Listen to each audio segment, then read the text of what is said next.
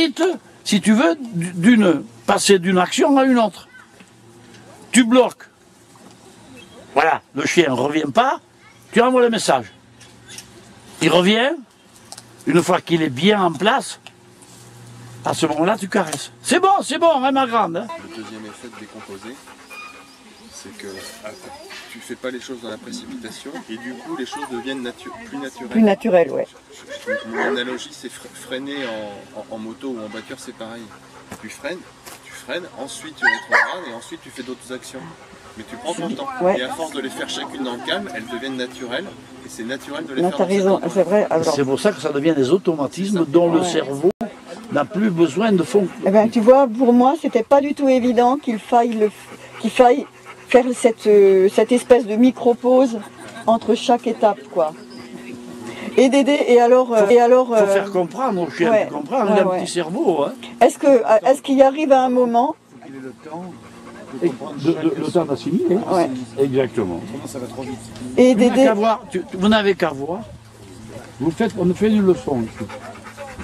Eh bien, le chien, il va comprendre dans la semaine. Mais il mettra la semaine. Il y en a qui vont comprendre de suite. C'est un exercice que je fais.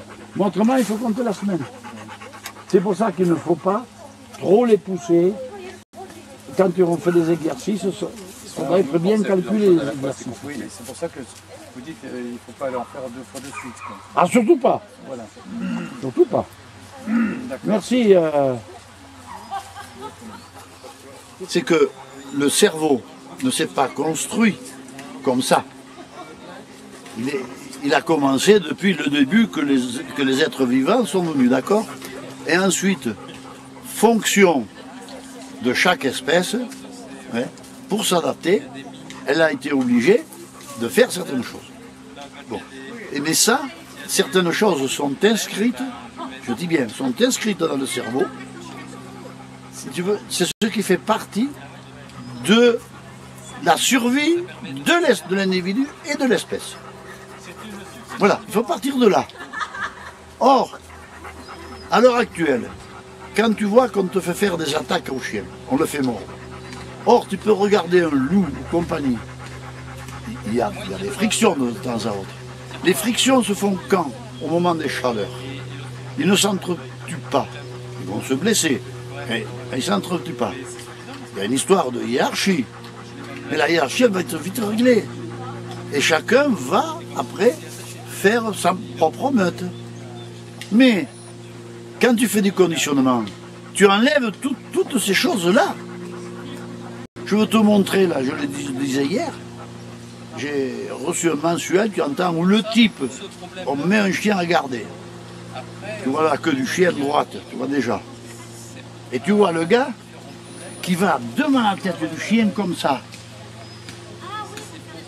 Et le chien ne doit rien dire. C'est pas vrai.